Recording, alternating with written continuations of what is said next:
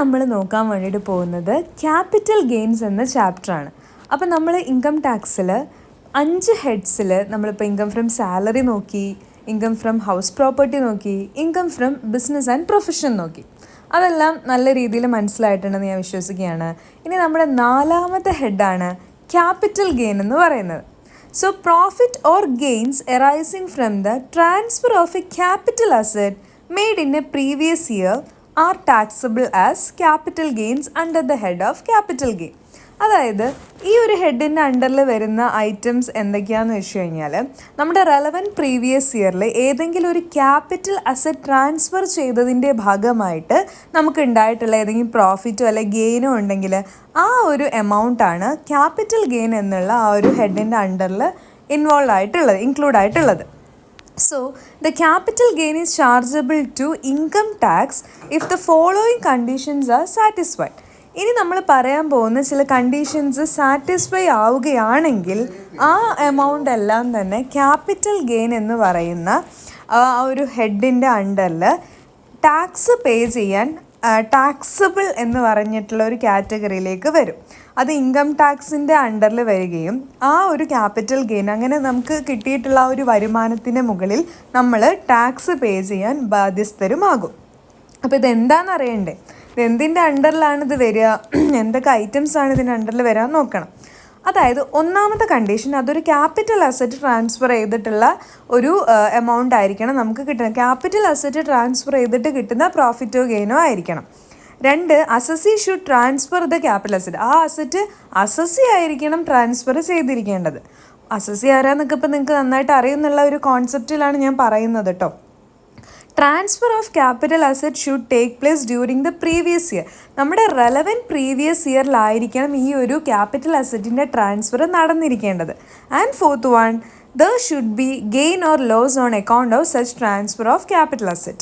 അങ്ങനെ ആ ഒരു ക്യാപിറ്റൽ അസറ്റ് ട്രാൻസ്ഫർ ചെയ്തതിൻ്റെ ഭാഗമായിട്ട് അസസിക്ക് ഗെയിൻ അല്ലെങ്കിൽ ലോസ് സംഭവിച്ചിരിക്കണം. ഈ 4 കണ്ടീഷൻസ് സാറ്റിസ്ഫൈഡ് ആയാലേ നമുക്ക് എന്ത് പറയാൻ പറ്റുള്ളൂ, ഇത്തരത്തിലുള്ള ഒരു ഇതൊരു ക്യാപിറ്റൽ ഗെയിൻ ആണെന്നും അത് ടാക്സബിൾ ആണ് എന്നും പറയാൻ വേണ്ടിയിട്ട് സാധിക്കുകയുള്ളൂ. അപ്പോൾ നമ്മൾ പറഞ്ഞു റെലവൻറ്റ് പ്രീവിയസ് ഇയറിൽ അസസി ഒരു ക്യാപിറ്റൽ അസറ്റ് ട്രാൻസ്ഫർ ചെയ്തതിൻ്റെ ഭാഗമായിട്ട് കിട്ടുന്ന ഗെയിനാണ് ക്യാപിറ്റൽ ഗെയിൻ എന്ന് നമ്മൾ പറഞ്ഞു. അപ്പോൾ എന്താണ് ഈ ക്യാപിറ്റൽ അസറ്റ് എന്ന് അറിയേണ്ടത്? Capital asset means property or any kind like fixed, circulating, movable, immovable, tangible or intangible, ഏത് രീതിയിലുള്ള അസറ്റ് ആണെങ്കിലും ക്യാപിറ്റൽ അസറ്റ് എന്ന് പറയുന്നത് whether or not connected with the business or profession. നമ്മൾ അസസ് ചെയ്യുന്നതുമായി ബന്ധപ്പെട്ട് ഏതെങ്കിലും ബിസിനസ്സുമായിട്ടോ പ്രൊഫഷനുമായിട്ടോ ബന്ധപ്പെട്ടുള്ള ഒരു കാര്യമല്ല ക്യാപിറ്റൽ അസറ്റ് എന്നതുകൊണ്ട് ഉദ്ദേശിക്കുന്നത്. ഓക്കെ, അതെന്ന് പറയുന്നത് അതിലെന്തൊക്കെ നമ്മൾ എക്സ്ക്ലൂഡ് ചെയ്യും? സ്റ്റോക്ക് ഇൻ ട്രേഡ്, അത് ബിസിനസ്സുമായിട്ട് ബന്ധപ്പെട്ടുള്ളതാണ്, അത് നമുക്ക് ക്യാപിറ്റൽ അസറ്റായിട്ട് കൂട്ടാൻ പറ്റില്ല. പിന്നെ personal effects of the assessee like personal use excluding jewellery, costly stone, silver, gold, agricultural land in rural area. പ്രത്യേകം ശ്രദ്ധിക്കണം, റൂറൽ ഏരിയയിലുള്ള അഗ്രികൾച്ചറൽ ലാൻഡ് അതിൻ്റെ മുകളിൽ കിട്ടുന്ന വരുമാനത്തെ നമ്മൾ ഇതിൻ്റെ അണ്ടറിലേക്ക് കൊണ്ടുവരില്ല. Okay, with the population more than 10,000 and 6.5 percentage gold bonds 1977 or 7% gold bonds 9080 or national defense bond 9080 issued by the central government, special bearer bonds 1991 issued by the central government, gold deposit bonds issued under gold deposit scheme 2000. അപ്പോൾ ഈ പറഞ്ഞിട്ടുള്ള 6 കാര്യങ്ങൾ capital asset എന്ന് പറഞ്ഞിട്ടുള്ള ഹെഡിൻ്റെ അണ്ടറിൽ ഉൾപ്പെടില്ല, excluded ആണ് കേട്ടോ. അപ്പം നമുക്ക് നോക്കാം, ഡീറ്റെയിൽഡ് ആയിട്ട് തന്നെ നോക്കാം എന്താണ് ക്യാപിറ്റൽ അസറ്റ്. ഇത് തിയറി ആയിട്ടൊക്കെ ചോദിക്കാൻ നല്ല സാധ്യതയുള്ള ഒരു ചോദ്യമാണ്. ക്യാപിറ്റൽ അസറ്റ് എന്താണ്, ഏതൊക്കെ തരത്തിലുള്ള ക്യാപിറ്റൽ അസറ്റ് ഉണ്ട്, അതിൽ ഷോർട്ട് ടേം ക്യാപിറ്റൽ അസറ്റ് എന്ന് പറഞ്ഞാൽ എന്താണ്, ലോങ് ടേം ക്യാപിറ്റൽ അസറ്റ് എന്ന് പറഞ്ഞാൽ എന്താണ്, അതൊക്കെ ചോദിക്കാൻ നല്ല സാധ്യതയുണ്ട്. അപ്പോൾ പഠിക്കുമ്പോൾ ഈ ഏരിയ ഇമ്പോർട്ടൻ്റ് ആണ്, വളരെ ഇമ്പോർട്ടൻ്റ് ആയിട്ടുള്ള എക്സാമിന് വരാൻ സാധ്യതയുള്ളൊരു ഭാഗമാണ് ഞാൻ പഠിക്കുന്നത് എന്നുള്ള ആ ഒരു അറിവോട് കൂടി തന്നെ പഠിക്കുക. അപ്പോൾ നിങ്ങൾക്ക് കുറച്ചുകൂടെ ഒരു എനർജി ഉണ്ടാവും, യെസ് ഇത് പഠിച്ചു കഴിഞ്ഞാൽ പരീക്ഷയ്ക്ക് വരും, അപ്പോൾ ഞാൻ നന്നായിട്ട് പഠിക്കണം എന്നുള്ള ഒരു ചിന്ത ഉണ്ടാവും. റെഡി? സോ ഇനി നമ്മൾ നോക്കാൻ പോകുന്നത് ഏതൊക്കെ തരത്തിലുള്ള ക്യാപിറ്റൽ അസറ്റ് എന്നാണ്. Okay, so there are 2 kinds of capital asset. 2 തരത്തിലുള്ള ക്യാപിറ്റൽ അസറ്റ് ഉണ്ട്. ഒന്ന് ഷോർട്ട് ടേം ക്യാപിറ്റൽ അസറ്റും 2 ലോങ് ടേം ക്യാപിറ്റൽ അസറ്റും. അങ്ങനെ 2 തരത്തിലാണ് എന്തുള്ളത്, ക്യാപിറ്റൽ അസറ്റ് ഉള്ളത്. അപ്പോൾ എന്താണ് ഷോർട്ട് ടേം ക്യാപിറ്റൽ അസറ്റ് എന്ന് ചോദിച്ചു കഴിഞ്ഞാൽ, short term capital asset means under section 2 subsection 42A capital asset held by an assessee for not more than 36 months immediately preceding the date of its transfer. അതായത് ഒരു assessee, ആ assessee relevant previous ഇയറിൽ ഒരു capital asset 36 മാസത്തിൽ കൂടുതൽ കൈവശം വെച്ചിട്ടില്ല. 36 മാസത്തിനുള്ളിൽ തന്നെ ഈ അസസി ഇതെന്ത് ചെയ്തിട്ടുണ്ട്, വിറ്റിട്ടുണ്ട്, സെയിൽ നടത്തിയിട്ടുണ്ടെങ്കിൽ അത്തരത്തിലുള്ള ക്യാപിറ്റൽ അസറ്റിനെയാണ് ഷോർട്ട് ടേം ക്യാപിറ്റൽ അസറ്റ് എന്ന് പറയുന്നത്. However, in the following cases, an asset held for not more than 12 months is treated as short-term asset. എന്നാൽ ചില കേസുകളിൽ, ഇനി പറയാൻ പോകുന്ന ഒരു 5 കേസുകളിൽ ഈ പറയുന്ന അസറ്റുകൾ 12 മാസത്തിൽ കൂടുതലാവാതെ വിറ്റ് നമ്മൾ സെയിൽ നടത്തുകയാണെങ്കിൽ ഈ പറയുന്ന 5 എണ്ണവും ഷോർട്ട് ടേം ക്യാപിറ്റൽ അസറ്റിൽ തന്നെയാണ് ഉൾപ്പെടുത്തുന്നത്. അതിൽ വരുന്നതാണ് quoted or unquoted equity or preference shares in a company, quoted securities, quoted or unquoted unit of UTA unit trust of India, quoted or unquoted units of mutual fund specified under section 10 subsection 23D, quoted or unquoted zero coupon bonds. ഈ പറഞ്ഞിട്ടുള്ള 5 കാര്യങ്ങളാണെങ്കിൽ 12 മാസത്തിന് കൂടാത്ത രീതിയിൽ വിൽക്കേണ്ടതായിട്ട് വരണം. Okay, അപ്പോൾ എന്താണ് short term capital asset? ഒരു assessee, ആ അസസിയുടെ കയ്യിലുള്ള ക്യാപിറ്റൽ അസറ്റ് 36 മാസത്തിൽ കൂടാത്ത രീതിയിലായിരിക്കണം അയാളുടെ കൈവശം ഉണ്ടാവേണ്ടത്. 36 മാസത്തിനുള്ളിൽ അതെന്തായിരിക്കണം, വിറ്റ് പോകണം, ട്രാൻസ്ഫർ ആയി പോകണം. അങ്ങനെയാണെങ്കിൽ ആ അസറ്റ് എന്ത് അസറ്റ് ആവുന്നുള്ളൂ, ഷോർട്ട് ടേം ക്യാപിറ്റൽ അസറ്റ് ആവുന്നുള്ളൂ. അങ്ങനെയാണെങ്കിൽ എന്തായിരിക്കും ലോങ് ടേം ക്യാപിറ്റൽ അസറ്റ്? ഇത് വെച്ചിട്ട് തന്നെ നമുക്ക് പറയാം, means a capital asset which is not short term capital asset. ഒരു ഷോർട്ട് ടേം ക്യാപിറ്റൽ അസറ്റ് അല്ലാത്തത് എന്താണ്, ലോങ് ടേം ക്യാപിറ്റൽ അസറ്റ് ആണ്. Under the existing law, profit and gain arising from the transfer of capital asset made in a previous year is taxable as capital gain. So, a capital asset distinguished on the basis of the period of holding. Capital asset short term ആണോ long term ആണോ എന്ന് നമ്മൾ categorise ചെയ്യുന്നത് ആ ഒരു asset assessee hold ചെയ്യുന്ന ആ പീരീഡിനനുസരിച്ചിട്ടാണ്. So a capital asset which is held more than 36 years, more than 3 years is categorized as long-term capital asset. However, the capital asset is a natural equity.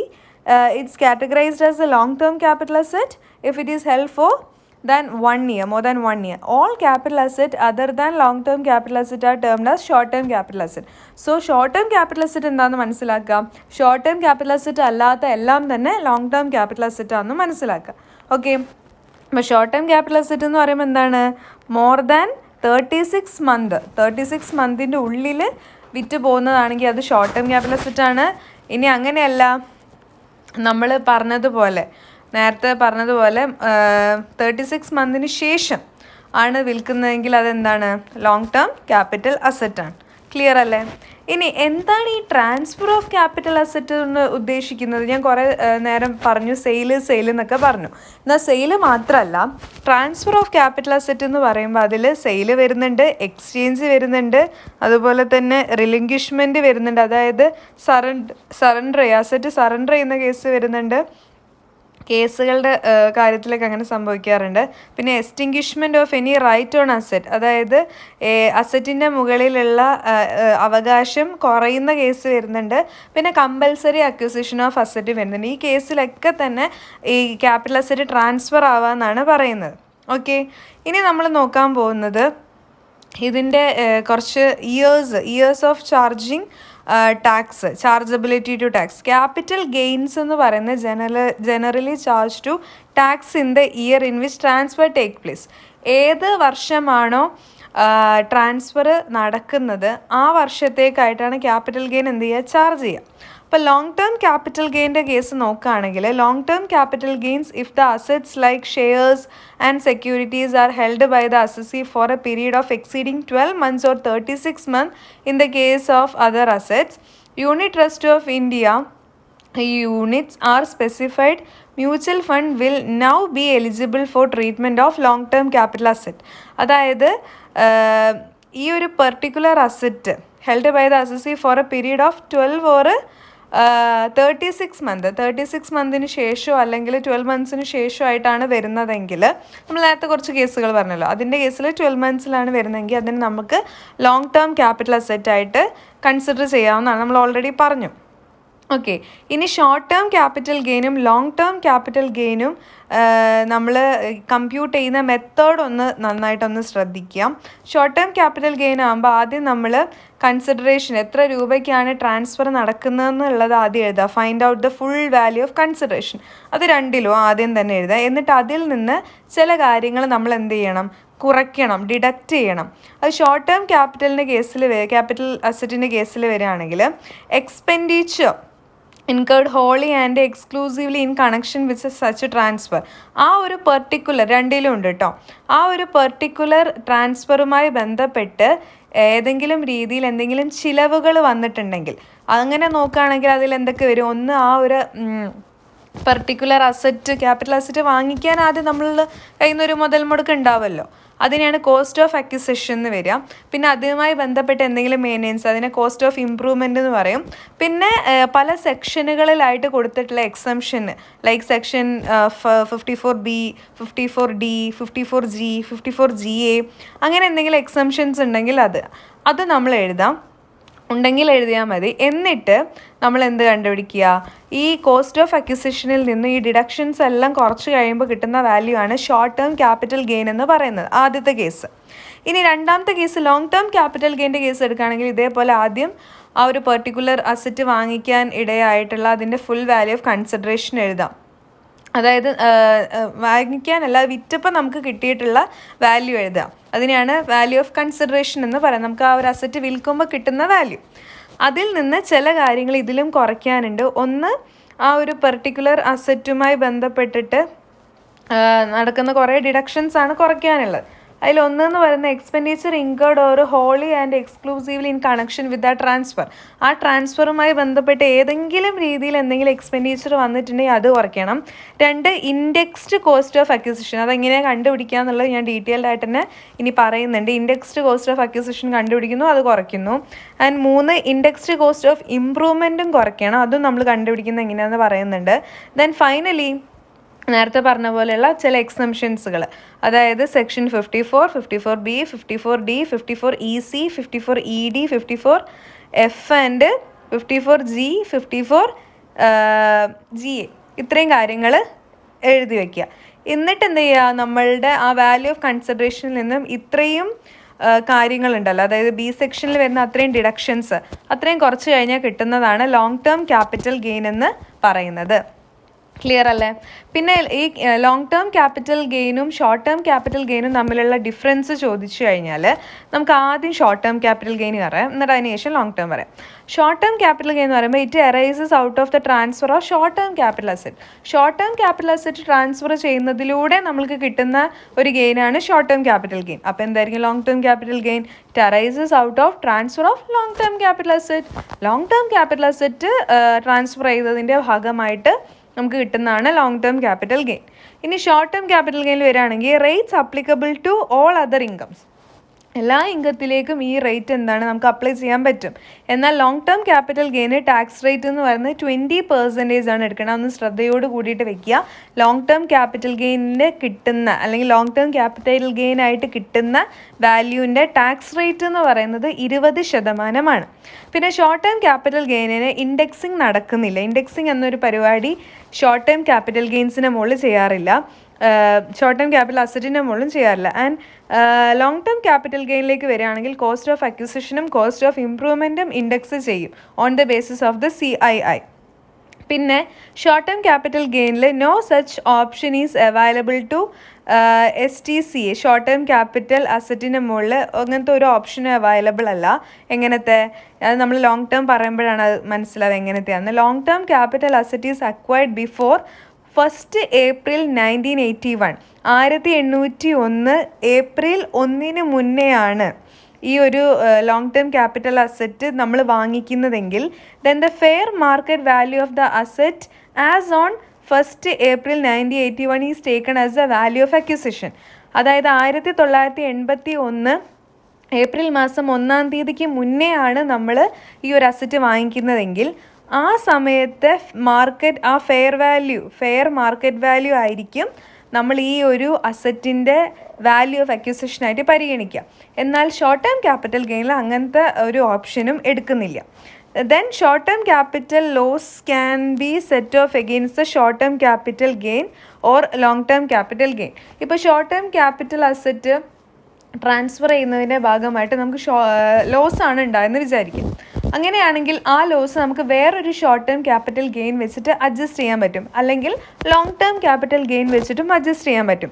അതായത് straight ആയിട്ട് പറയുകയാണെങ്കിൽ short term capital loss short term capital ഗെയിനുമായിട്ടും adjust ചെയ്യാൻ പറ്റും, set off ചെയ്യാനും പറ്റും, long term capital ഗെയിനുമായിട്ടും set off ചെയ്യാൻ വേണ്ടിയിട്ട് പറ്റും. എന്നാൽ long term capital loss long term capital gain വെച്ച് മാത്രമേ സെറ്റ് ഓഫ് ചെയ്യാൻ പറ്റുള്ളൂ, അല്ലാതെ ഷോർട്ട് ടേം ക്യാപിറ്റൽ ഗെയിൻ വെച്ചിട്ട് long term capital loss set off ചെയ്യാൻ സാധിക്കില്ല. മനസ്സിലായെന്ന് വിശ്വസിക്കുന്നു. ഓക്കെ, അടുത്ത നമ്മളെ ടോപ്പിക് എന്ന് പറയുന്നത് വാല്യുവേഷൻ ആണ്. എങ്ങനെയാണ് ഫുൾ വാല്യൂ ഓഫ് കൺസിഡറേഷൻ, എന്താണ് ഫുൾ വാല്യൂ ഓഫ് കൺസിഡറേഷൻ എന്നതുകൊണ്ട് ഉദ്ദേശിക്കുന്നതെന്നാണ് നമ്മളിനി നോക്കാൻ വേണ്ടിയിട്ട് പോകുന്നത്.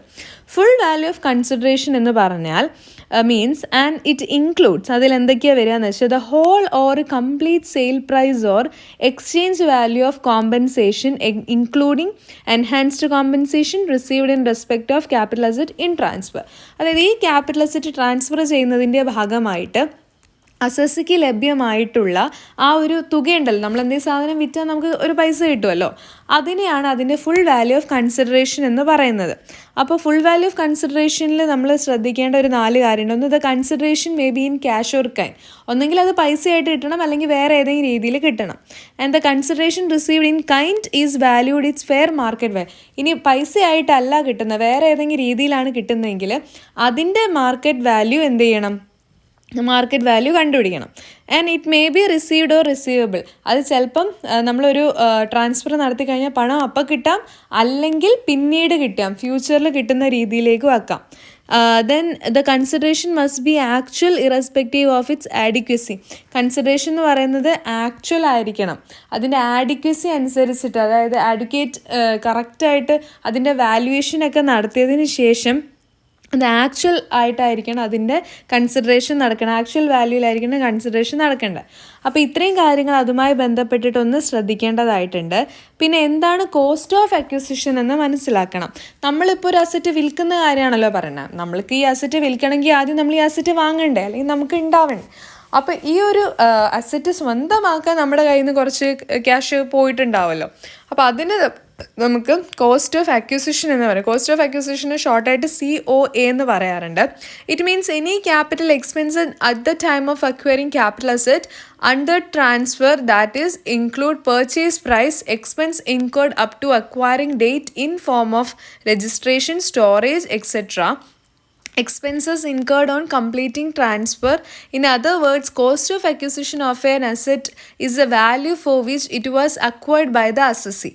അതന്നെ നമ്മൾ പറഞ്ഞ സെയിം സംഭവം തന്നെ. ആ ഒരു അസറ്റ് സ്വന്തമാക്കാൻ അസസിക്ക് ചിലവായിട്ടുള്ള എമൗണ്ട് ആണ് കോസ്റ്റ് ഓഫ് അക്വിസിഷൻ എന്ന് പറയുന്നത്. അതിൽ എല്ലാ കാര്യവും വരും കേട്ടോ. അതിൽ ഇപ്പം നമ്മൾ അതിൻ്റെ രജിസ്ട്രേഷൻ, സ്റ്റോറേജ്, മറ്റ് എക്സ്പെൻസുകളെല്ലാം അതിനുമായിട്ടുള്ള റിലേറ്റ് ചെയ്തിട്ടുള്ളതൊക്കെ അതിൽ കൂട്ടും. So expenses of capital nature four completing and acquiring the title R include the cost of acquisition.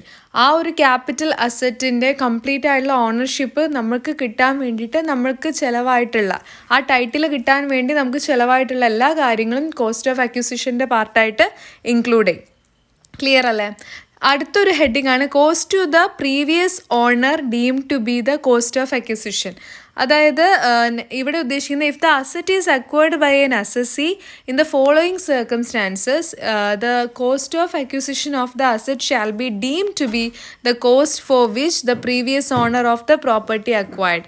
അതായത് ഈ പറയുന്ന അസസി ഈ ഒരു പെർട്ടിക്കുലർ അസറ്റ് സ്വന്തമാക്കിയത് ഇനി പറയാൻ പോകുന്ന 16 കേസുകളിൽ ഏതെങ്കിലും കേസാണെങ്കിൽ അതിനെയാണ് cost to the previous owner deem to be the cost of acquisition എന്ന് പറയുന്നത്. അതിൽ നമുക്ക് കുറച്ച് കാര്യങ്ങളൊന്ന് നോക്കാം. On any distribution of asset on the total partial partition of HUFൻ്റെ പാർഷ്യൽ പാർട്ടീഷനുമായിട്ട് ബന്ധപ്പെട്ടിട്ടുള്ള ഡിസ്ട്രിബ്യൂഷനായിട്ടാണ് ഈ അസറ്റ് കിട്ടിയതെങ്കിൽ under a gift or will, ഒരു ഗിഫ്റ്റായിട്ടോ അല്ലെങ്കിൽ ഒരു ദാനമായിട്ടൊക്കെയാണ് കിട്ടുന്നതെങ്കിൽ, നമ്മൾ ഇഷ്ടദാനമായിട്ടൊക്കെയാണ് കിട്ടുന്നതെങ്കിൽ, and by succession, inheritance or devotion, ഏതെങ്കിലും രീതിയിൽ പരമ്പരാഗതമായ സ്വത്ത് അല്ലെങ്കിൽ പരമ്പരയായിട്ട് ഇങ്ങനെ കുടുംബങ്ങൾ പോകുന്ന സമയത്ത് പാരമ്പര്യമായിട്ട് കിട്ടിയ സ്വത്താണെങ്കിൽ ആ രീതിയിൽ, അങ്ങനെ കുറേ കേസുകൾ പറയുന്നുണ്ട്.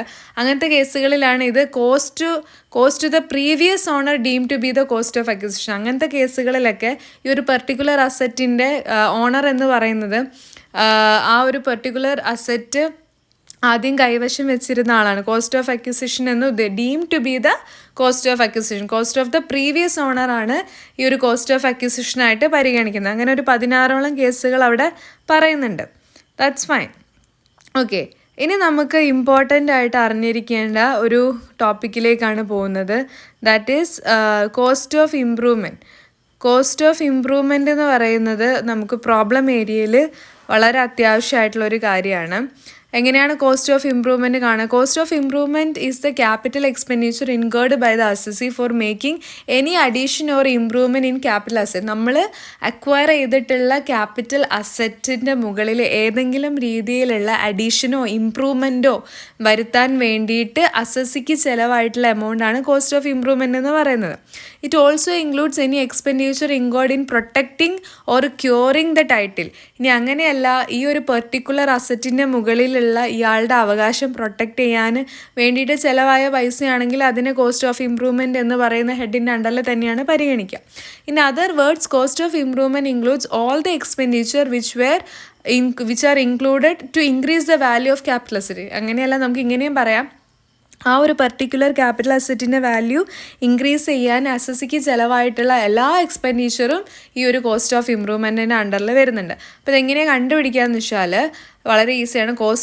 ഇൻഡെക്സ്ഡ് കോസ്റ്റ് ഓഫ് ഇംപ്രൂവ്മെൻറ്റ് എന്നാണ് അത് പറയുക. ഇൻഡെക്സ്ഡ് കോസ്റ്റ് ഓഫ് ഇംപ്രൂവ്മെൻറ്റ് കാണാൻ cost of improvement into cost of improvement index four the year in which the asset is sold. ഏത് വർഷമാണോ ഈ ഒരു അസറ്റ് വിറ്റത്, ആ ഒരു വിറ്റ വർഷത്തെ CII കൊണ്ട് ആ ഒരു പെർട്ടിക്കുലർ കോസ്റ്റ് ഓഫ് ഇംപ്രൂവ്മെൻറ്റിന് എന്ത് ചെയ്യുക, മൾട്ടിപ്ലൈ ചെയ്യുക, divided by CII for the year in which the improvement to asset took place.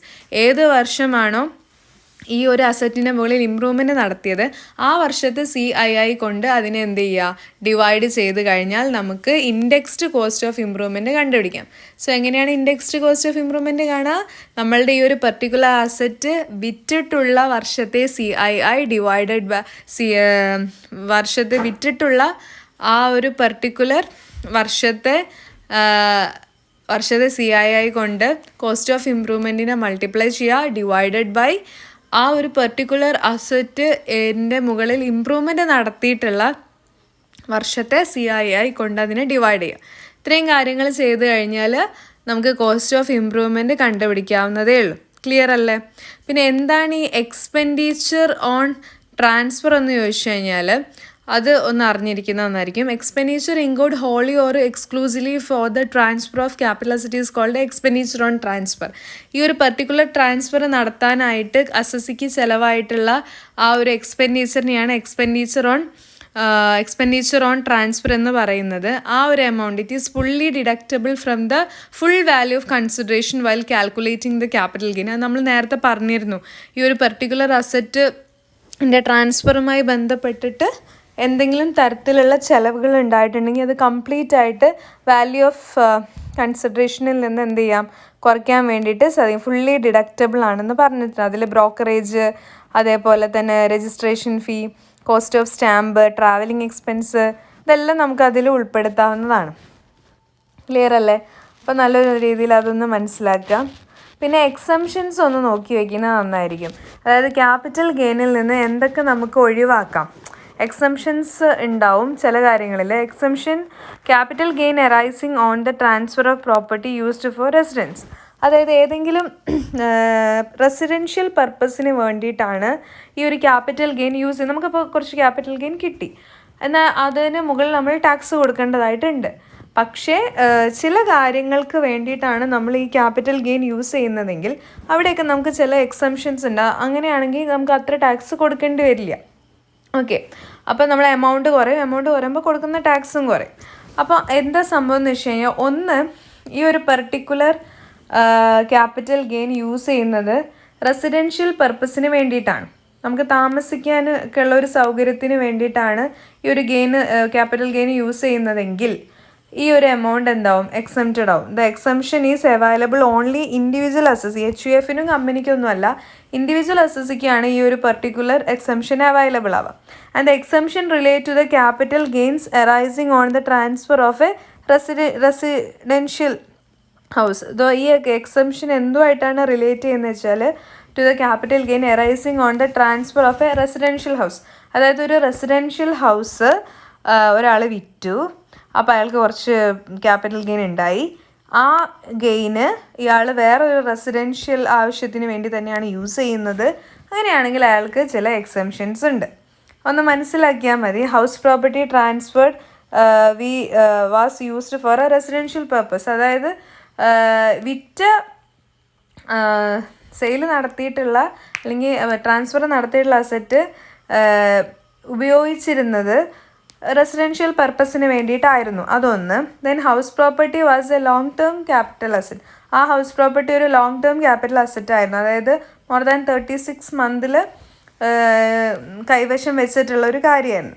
അപ്പം അങ്ങനത്തെ കേസുകളിലുണ്ട്. പിന്നെ assessee has purchased another house property within a period of 1 year before or 2 years after the date of transfer or has constructed another house property within 3 years of date of transfer.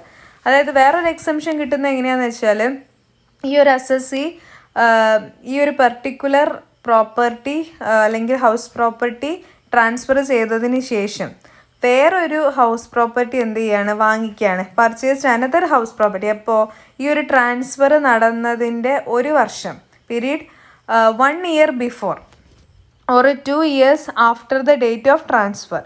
ഈ transfer നടത്തിയതിൻ്റെ 2 വർഷത്തിന് ശേഷമോ ഇങ്ങനെ പുതിയൊരു residential ആയിട്ടുള്ള property വാങ്ങിക്കുകയാണെങ്കിൽ, അല്ലെങ്കിൽ has constructed another house property within 3 years date of transfer നടത്തിയതിന് ശേഷം 3 വർഷത്തിനുള്ളിൽ പുതിയൊരു കെട്ടിടം, ഒരു ഹൗസ് പ്രോപ്പർട്ടി നിർമ്മിക്കുകയാണെങ്കിലും ഇത്തരത്തിലുള്ള എന്തുണ്ട്? എക്സംഷൻസുകളുണ്ട്. ഓക്കെ, അപ്പോൾ പലതരത്തിലാണ് എക്സംഷൻസ് വരുന്നത്. പിന്നെ എമൗണ്ട് ഓഫ് എക്സംഷൻ എന്ന് പറയുന്നത് ഒന്നെങ്കിൽ ക്യാപിറ്റൽ ഗെയിൻ അല്ലെങ്കിൽ കോസ്റ്റ് ഓഫ് ന്യൂ ഹൗസ്. ഇതിൽ രണ്ടിൽ ഏതാണോ ചെറുത് വരുന്നത് ആ എമൗണ്ട് ആയിരിക്കും എന്ത് ചെയ്യുക? എക്സംപ്റ്റ് ചെയ്യുക. അതൊക്കെ ഒന്ന് മനസ്സിലാക്കി വെച്ചാൽ മതി. പിന്നെ ക്യാപിറ്റൽ ഗെയിൻ എന്ന് പറയുന്നത് arising from the transfer of agricultural ലാൻഡാണ്.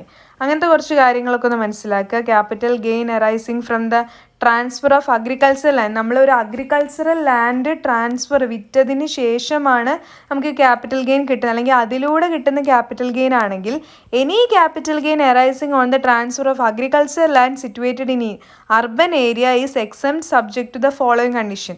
ഇനി പറയാൻ പോകുന്ന 3 കണ്ടീഷന് അനുസരിച്ചിട്ട് ഒരു അർബൻ ഏരിയയിലുള്ള അഗ്രികൾച്ചർ ലാൻഡ് വിറ്റിട്ട് അല്ലെങ്കിൽ ട്രാൻസ്ഫർ നടത്തി കിട്ടുന്ന ക്യാപിറ്റൽ ഗെയിൻ ആണെങ്കിൽ ഒന്ന് നന്നായിട്ട് ശ്രദ്ധിക്കാം.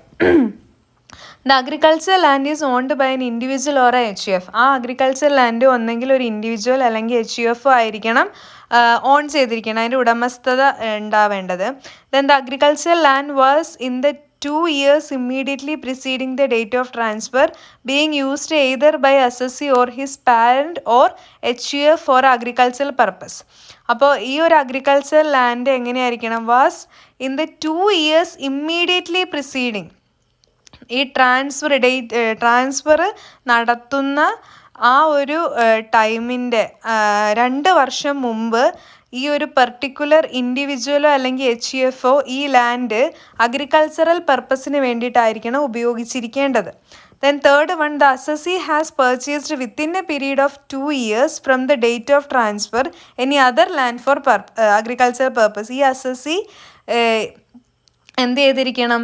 2 വർഷത്തിനുള്ളിൽ, ഈ ട്രാൻസ്ഫർ നടന്ന് 2 വർഷത്തിനുള്ളിൽ മറ്റൊരു ലാൻഡ് വാങ്ങിയിരിക്കണം. എന്തിനു വേണ്ടി? അഗ്രികൾച്ചറൽ പർപ്പസിന് വേണ്ടിയിട്ട്. അപ്പോൾ ഇത്തരം കാര്യങ്ങളൊക്കെ ഓക്കെ ആണെങ്കിൽ അഗ്രികൾച്ചറൽ ലാൻഡിൽ നിന്ന് കിട്ടുന്ന വാല്യൂവിന് എന്തുള്ളൂ, എക്സംഷൻസ് ഉള്ളൂ.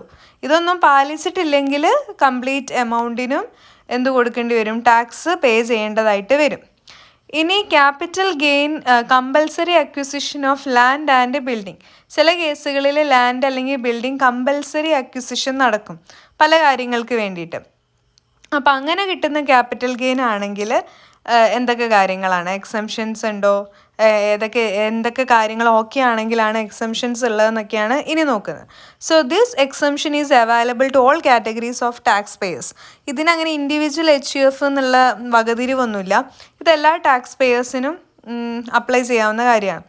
അപ്പോൾ അങ്ങനെ കമ്പൽസറി അക്വിസിഷൻ്റെ കേസിൽ എക്സംഷൻ, ക്യാപിറ്റൽ ഗെയിനിൻ്റെ മുകളിൽ എക്സംഷൻസ് കിട്ടണമെങ്കിൽ ഇനി പറയുന്ന കാര്യങ്ങൾ ശ്രദ്ധിക്കണം. 1. The asset transferred is land or building or any right in land or building which formed part of new industrial undertaking belonging to the taxpayer. അപ്പോൾ ഈ ഒരു അസറ്റ് ട്രാൻസ്ഫർ ചെയ്യുന്നത്, ട്രാൻസ്ഫർ ചെയ്തിട്ടുള്ള അസറ്റ് ലാൻഡോ ബിൽഡിങ്ങോ ആയിരിക്കണം, ബിൽഡിംഗ് ഓർ എനി റൈറ്റ്, ഏതെങ്കിലും തരത്തിലുള്ള അവകാശങ്ങളായിരിക്കണം ലാൻഡിൻ്റെയോ ബിൽഡിങ്ങിൻ്റെയോ മുകളിലുള്ളത്. അതെങ്ങനത്തതായിരിക്കണം, പുതിയൊരു industrial അണ്ടർടേക്കിങ്ങിൻ്റെ ബിലോങ്ങിങ്ങിൽ വരുന്നതായിരിക്കണം. അങ്ങനെയാണെങ്കിൽ ഒരു case. 2. Asset is question is transferred by way of compulsory acquisition under any law.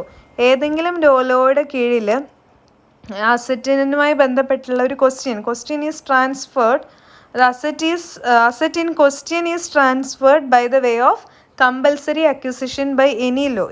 ഏതെങ്കിലും ലോയുടെ കീഴിൽ കമ്പൽസറി അക്വിസിഷൻ്റെ ഭാഗമായിട്ട് വരുന്ന ഒരു അസറ്റിൻ്റെ ആ ഒരു ചോദ്യത്തിലാണ് ഈ അസറ്റ് നിൽക്കുന്നതെങ്കിൽ അവിടെയും ഒരു എക്സംഷന് സാധ്യതയുണ്ട്.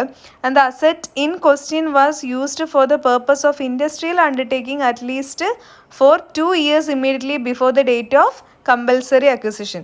ഈ ഒരു കമ്പൽസറി അക്വിസിഷൻ നടക്കുന്നതിൻ്റെ 2 വർഷം മുമ്പേ ഈ ഒരു അസറ്റ് ഇൻഡസ്ട്രിയൽ പർപ്പസിന് വേണ്ടിയിട്ടാണ് യൂസ് ചെയ്തിരുന്നതെങ്കിലും എക്സംഷൻസ് വരുന്നുണ്ട്. അങ്ങനെ പല കേസുകളിൽ എന്ത് സംഭവിക്കുന്നുണ്ട്, കമ്പൽസറി അക്വിസിഷൻ്റെ കേസിൽ ക്യാപിറ്റൽ ഗെയിന് കിട്ടുന്നതിന് മുകളിൽ എക്സംഷൻസ് വരുന്നുണ്ട്.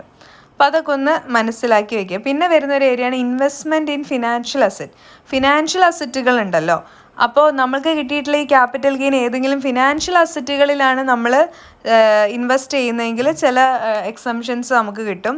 So this exemption is available to all categories of tax payers. ഇതും എന്താണ്, എല്ലാ തരത്തിലുള്ള ടാക്സ് പേയേഴ്സിനും അവൈലബിൾ ആണ്. അപ്പോൾ ഇങ്ങനെ ഒരു എക്സംഷൻ കിട്ടാൻ വേണ്ടിയിട്ട് നമ്മളിനി പറയാൻ പോകുന്ന കണ്ടീഷൻസ് എന്താവണം, സാറ്റിസ്ഫൈ ചെയ്യണം. അതൊന്നെന്താണ്, the assessee should transfer a long term capital asset during the previous year.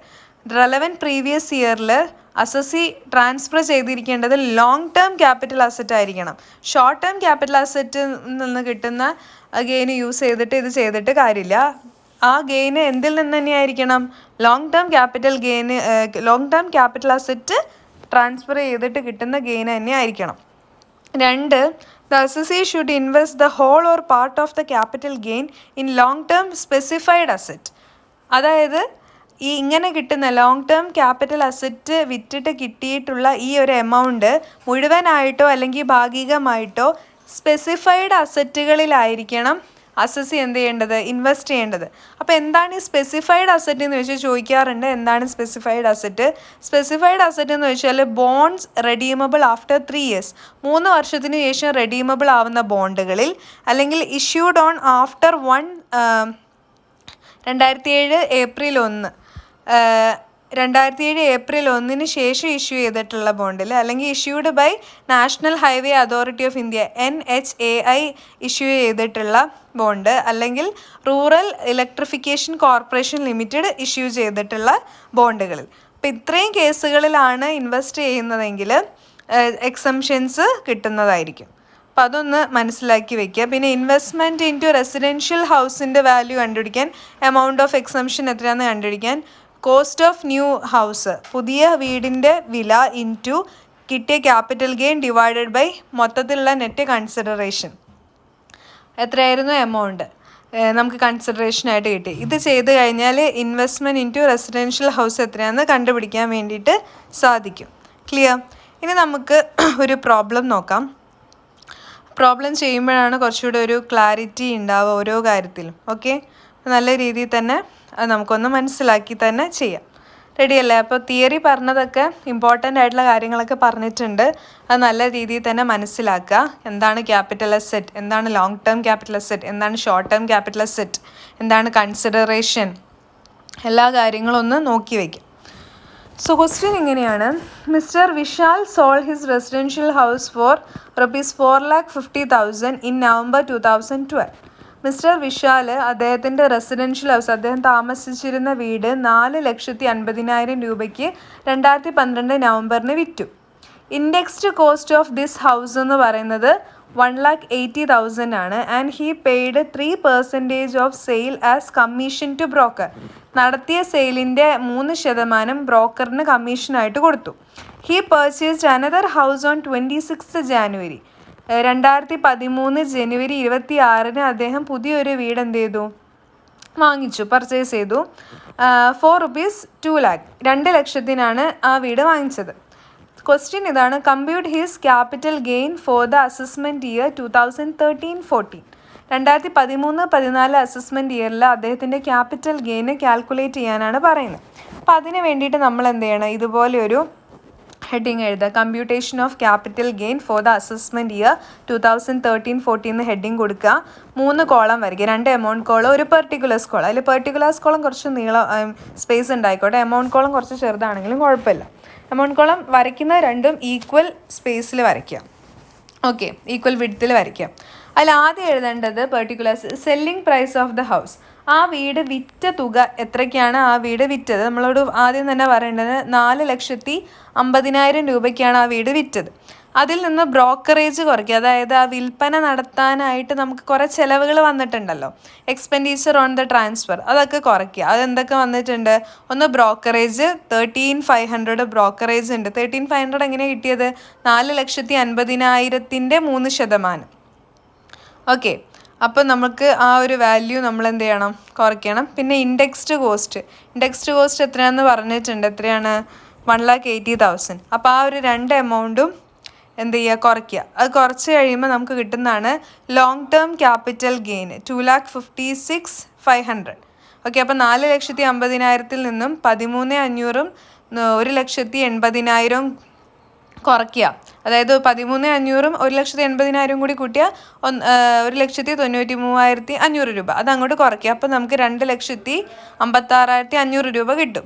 അതാണ് ലോങ് ടേം ക്യാപിറ്റൽ ഗെയിൻ. ഇനി എന്ത് ചെയ്യണം?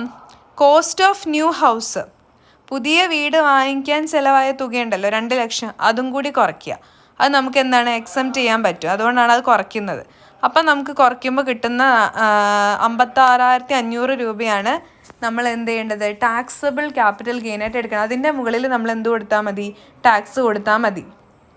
അപ്പോൾ കോസ്റ്റ് ഓഫ് ന്യൂ ഹൗസ് കുറയ്ക്കാൻ മറന്നു പോകരുത്. അത് കുറയ്ക്കാനുള്ള എക്സംഷൻ നമുക്കുണ്ട്. കാരണം റെസിഡൻഷ്യൽ പർപ്പസിന് വേണ്ടി യൂസ് ചെയ്തൊരു വീട് വിറ്റ് വേറൊരു റെസിഡൻഷ്യൽ ഹൗസ് വാങ്ങിക്കുന്ന സമയത്ത് അത് വാങ്ങിക്കാനായ തുക നമുക്ക് എന്ത് ചെയ്യാം, കുറയ്ക്കാം. എക്സംപ്റ്റഡ് ആണെന്ന് മനസ്സിലാക്കി തരുന്നൊരു ചോദ്യമാണത്. ക്ലിയർ അല്ലേ? നല്ല രീതിയിൽ തന്നെ മനസ്സിലാക്കുക കേട്ടോ. വേറൊരു ക്വസ്റ്റ്യൻ നോക്കാം. Mister Irfan provides you the following information to the sale of residential house.